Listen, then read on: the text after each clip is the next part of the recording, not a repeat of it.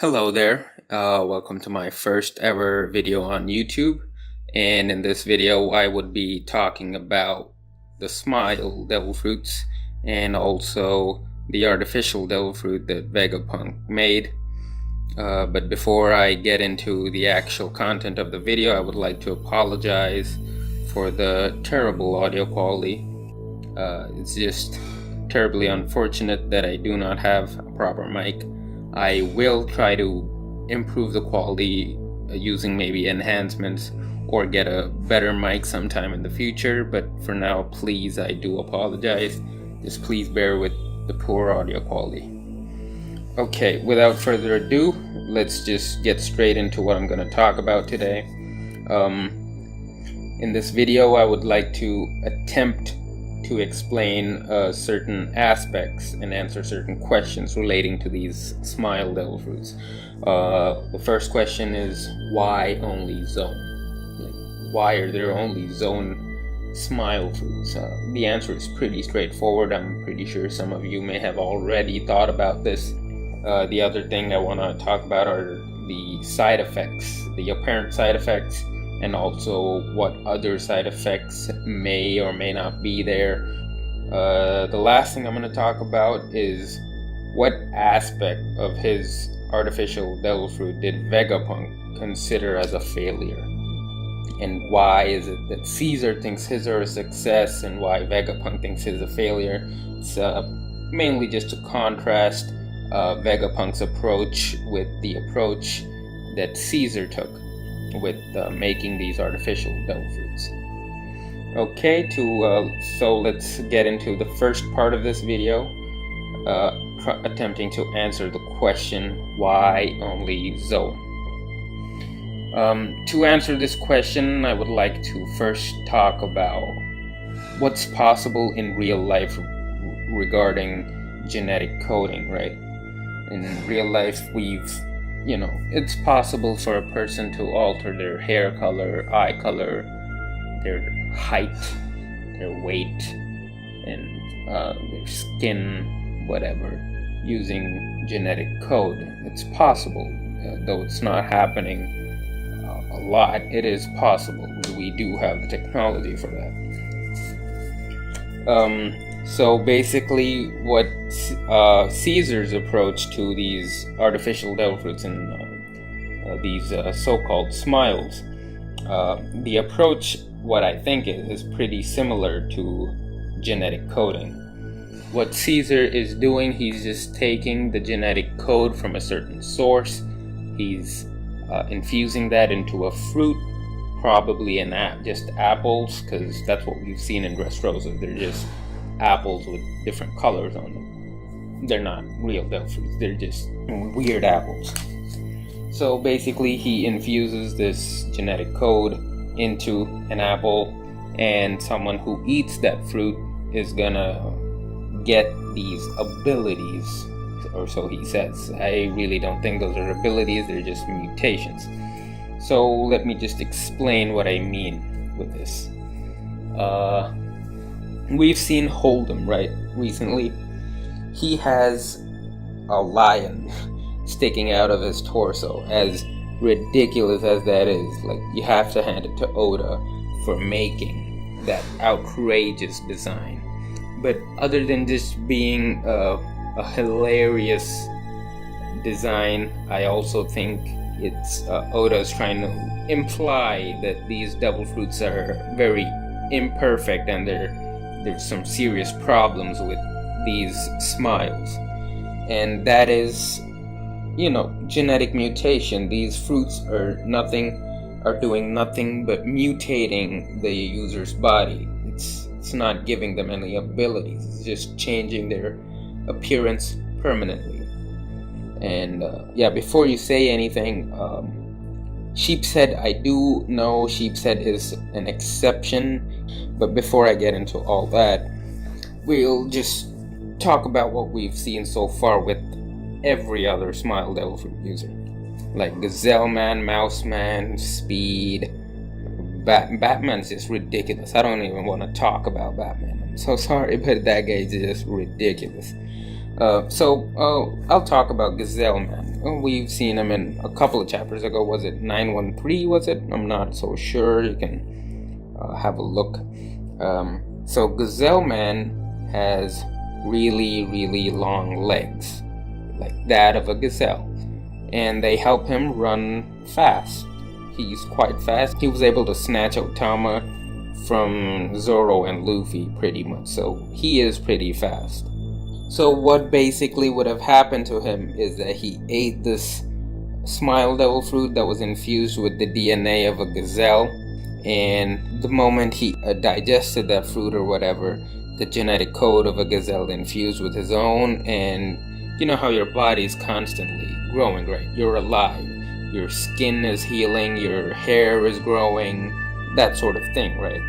You're aging.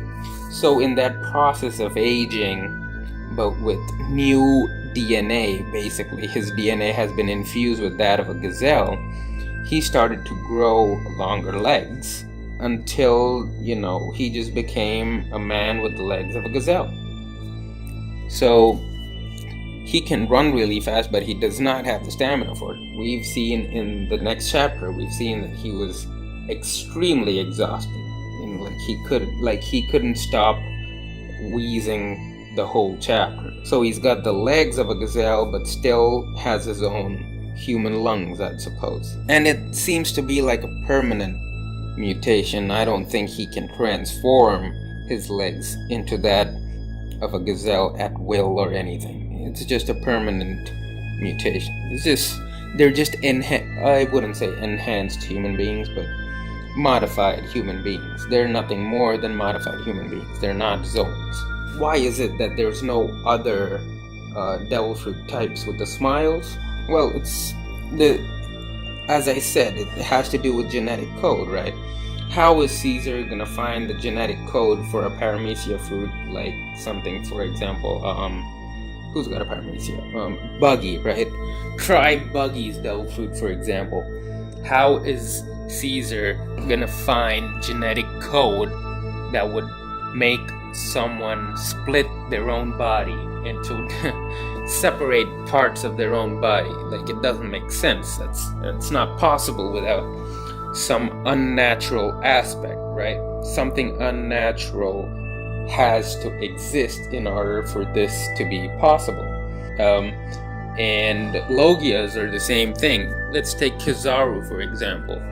How is Caesar gonna find a way to make someone, made up of light? How is he even going to approach that? If the way he's doing these is through genetic coding, right? How is he gonna find the genetic code to make a light man? It's not possible in this way. So that is why there's only Zoans. I'm pretty sure a lot of you have already thought about that and come up with your own conclusions. I'd like to hear about them in the comment section below. And the video's not done yet, so don't click away. Now I'm gonna talk about the apparent side effects.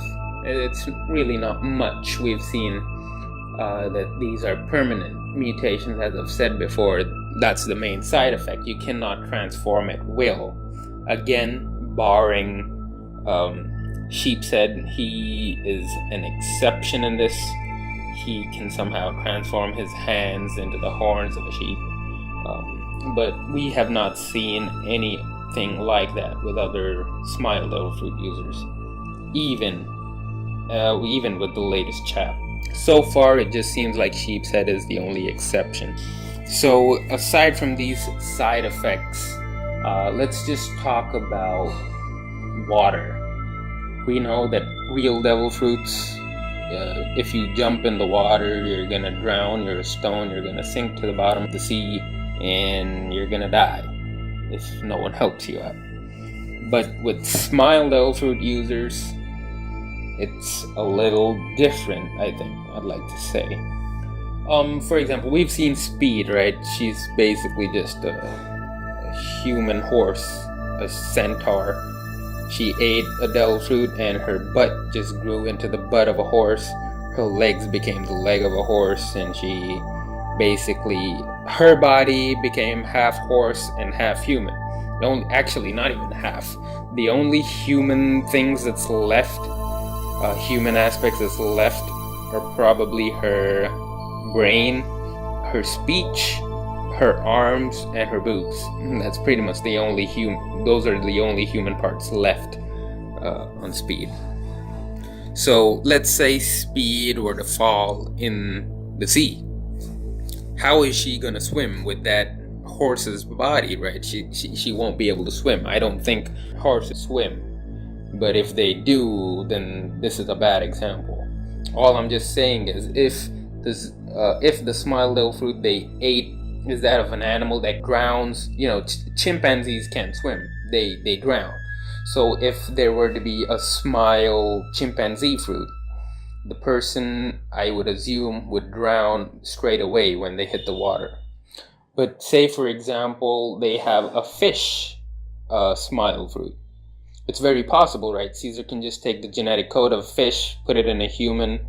If it works properly, he's going to get fins and a tail. If it doesn't work, he's just going to get the head of a fish and nothing else. Actually, that's not too bad. He can still breathe underwater. That's not too bad. So regardless of what happens, if someone eats fish smile devil fruit, I think they can swim. And if they're if they get the lower half of a fish, they can swim better. Obviously, they're gonna have fins and a tail fin and whatever. So I think it entirely depends on the species that the smile devil fruit they ate. It depends on the species. So I do not think they have an inherent weakness to water. So now coming to the last part of this video, what is it that Vegapunk considers a failure? Some of you may be wondering, what fruit did Vegapunk make? It's Momonosuke's fruit. I've seen in a video, I don't remember which video, but they said Momonosuke's devil fruit was actually made by Caesar and not Vegapunk. I looked it up. That's not correct. Vegapunk made the fruit that Momonosuke had. That was one thing that Vegapunk made, the one artificial fruit that we know of. And what is the main problem that we can notice with Momonosuke's power is that he cannot transform at will. Like, he was hungry, he became a dragon. He was confused. When he's sick, he became a dragon. He just randomly popped back out into his human form. It's like it's not under his control at all. We've learned in the CP9 arc, which one was it? Enies Lobby or Water 7? I don't remember which one it was. We've seen that the CP9 agents who ate the devil fruits right then, we have seen them get their devil fruit powers, right? And these CP9 users were aware of their powers, and take the example of Kaku, he was able to transform properly, at will. He could transform into a full giraffe, into a hybrid form, with that's another one of Oda's ridiculous designs with the square giraffe. Oh my god, that was just hilarious. Then we have Lucci, who can transform into a hybrid form and a full leopard as well. The hybrid form is obviously the strongest, is what we've heard so far. So, and same thing with Dalton. So anyone can really control their transformations, and it's not like it came with training. I think it's just that when you eat the devil fruit, you are aware of it and you know how to control your transformations. There's nothing you need to train about it. You just need to train to make yourself stronger in other aspects, improve your speed, whatever. But Momonosuke still doesn't seem to have full control over his transformations, and I think that's the failure that Vegapunk is talking about. He was not able to incorporate voluntary control over these devil fruits. And why does Caesar think his fruits are a success? Is because I think he has a completely different idea of what a devil fruit is. His devil fruits are just they're not devil fruits. They're just things you eat that mutate you. Like it just makes you a weird combination of creatures. His approach was to infuse genetic code into that of an animal's genetic code into that of a human, and he was able to do that successfully, and that's why he considers them a success. They're not really devil fruits, they're just objects to mutate someone. So that's a difference in their ideologies and their approach towards devil fruits. Vegapunk wants to make them like real devil fruits, but Caesar doesn't care about that. He just wants business. So he's just gonna market them to Kaido and his other customers, if there are any. So he really probably doesn't even care about it being a real devil fruit. So that would explain why he considers them a success.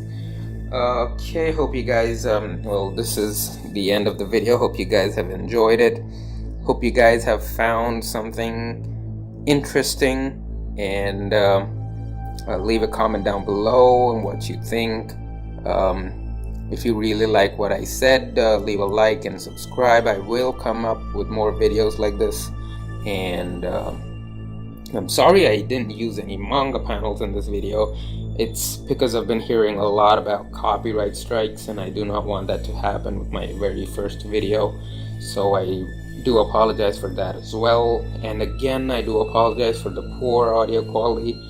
Hope it wasn't too bad for you guys. Anyway, I'll see you guys next time.